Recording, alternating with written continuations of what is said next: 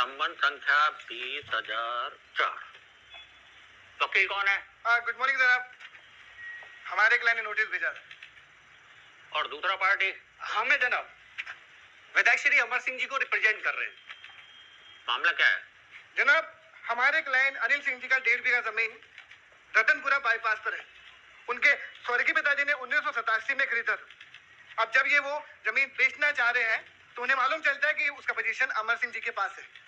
IPC 471 का मामला है और मैं कोर्ट से दरख्वास्त करूंगा कि इसका संज्ञान ले और जल्दी तत्काल अमर सिंह जी को पोजीशन से हटाएं।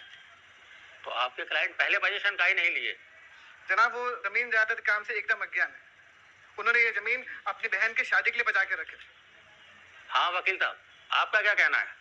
जनाब, वो क्या है कि बबलू जी के क्लाइंट जमीनी कारोबार को नहीं समझते होंगे, वो बात अलग है, पर पेपर तो समझते हैं।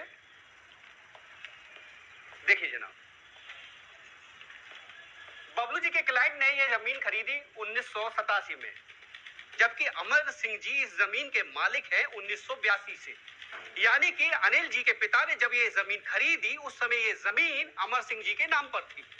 अब अमर सिंह जी ने तो ये जमीन बेची नहीं, तो ये खरीदे कहां से? जनाब, हमारे पास पेपर है, रसीद है, ये जमीन इनका कैसे हो गया? बबलू जी, अगर हम इतना कॉन्फिडेंटली बोल रहे हैं तो इसका मतलब है कि हमारे पास सपोर्टिंग कागज है। देखिए जनाब, ये अमर सिंह की जमीन के सारे पेपर हैं, रजिस्ट्रेशन, रसीद, खारिज सब कुछ है, तो पोजीशन भी तो हमारी होगा जनाब।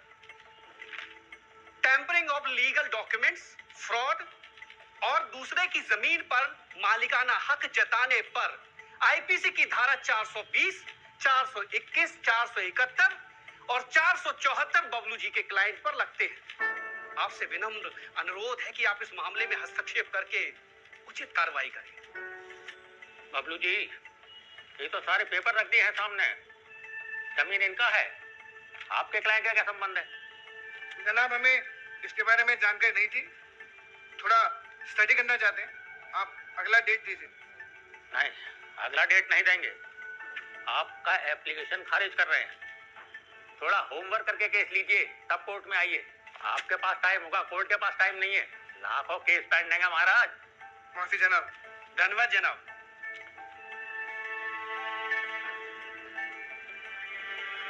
ऐसे कैसे रिजेक्ट करवा दी? जज से बात तो कीजिए ना। इससे बात कीजिए ना।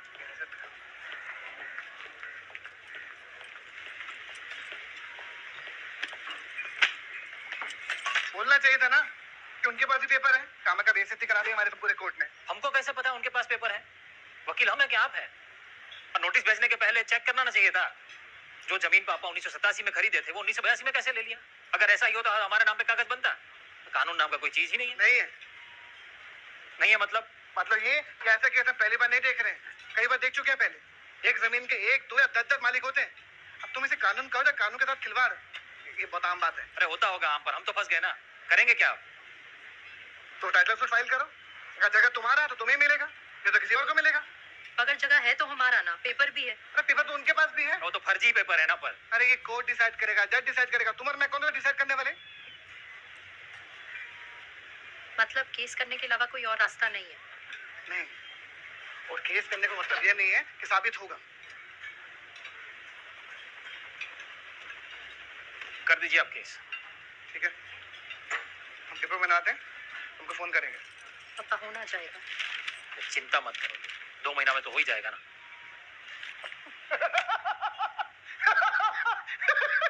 पागल हो गया।